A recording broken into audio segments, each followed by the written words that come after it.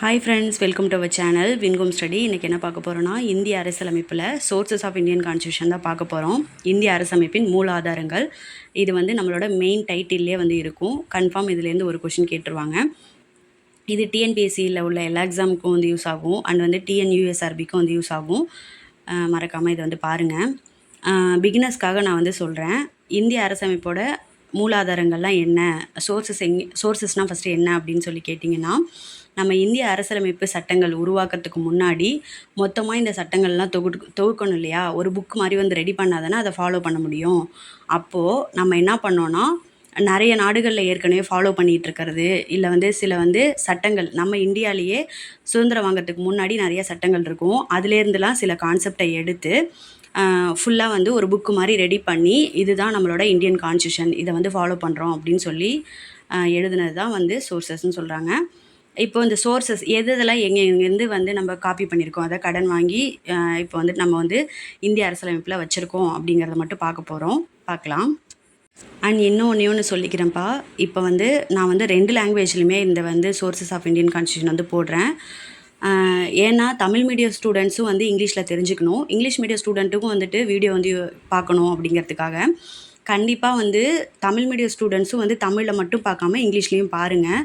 ஏன்னா நிறைய time question TNPSC கொஷினில் இங்கிலீஷில் உள்ளது கரெக்டாக இருக்கும். ஏன்னா அது டைரெக்டாக எடுத்திருப்பாங்க. அதுலேருந்து தமிழில் ட்ரான்ஸ்லேட் பண்ணும்போது நிறைய மிஸ் ஆகிருக்கும். அதனால் கொஷினே சில தடவை ஃபார்மேட் தப்பாக பண்ணியிருப்பாங்க. அதனால் இங்கிலீஷ்லேயும் சில வேர்ட்ஸை தெரிஞ்சுக்கோங்க. அது ரொம்பவே எக்ஸாமுக்கு ஹெல்ப்ஃபுல்லாக இருக்கும். இப்போ பார்க்கலாம். ஃபஸ்ட்டு இந்திய அரசாங்க சட்டம் 1935, the government of India act 1935. இப்போது இந்த 1935 கவர்மெண்ட் ஆஃப் இந்தியா ஆக்ட்லேருந்து சில கொள்கைகளை நம்ம ஃபாலோ பண்ணுறோம். அது என்னென்னு பார்க்கலாம். கூட்டாட்சி விதிகள், ஃபெடரல் ப்ரொவிஷன்ஸ், ஆளுநரோட பதவி, ஆஃபீஸ் ஆஃப் கவர்னர், நீதித்துறை, ஜுடிஷியரி, பொது தேர்வாணையங்கள், பப்ளிக் சர்வீஸ் கமிஷன்ஸ், நெருக்கடி கால விதிகள், எமர்ஜென்சி ப்ரொவிஷன்ஸ், நிர்வாக விவரங்கள், அட்மினிஸ்ட்ரேட்டிவ் டீட்டெயில்ஸ்.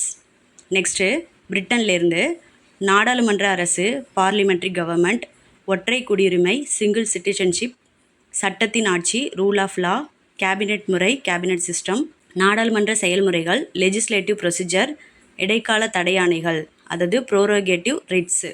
நெக்ஸ்ட்டு அமெரிக்க அரசமைப்புலேருந்து கடன் வாங்கியிருக்கிறது.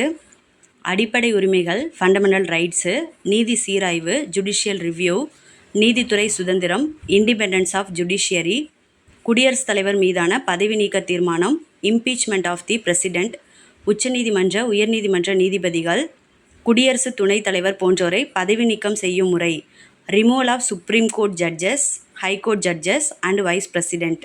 நெக்ஸ்ட்டு கனடா, ஒரு வலுவான மத்திய அரசுடன் கூடிய கூட்டாட்சி, federation with a strong centre, மத்திய அரசின் எஞ்சிய அதிகாரங்கள், residuary powers with the centre, பொதுப்பட்டியல், கன்கரண்ட் லிஸ்ட்டு, மத்திய அரசால் மாநில ஆளுநர் நியமனம், the appointment of the state governors by the centre, உச்சநீதிமன்றத்தின் அறிவுரை, அதிகார வரம்பு, advisory jurisdiction of the supreme court.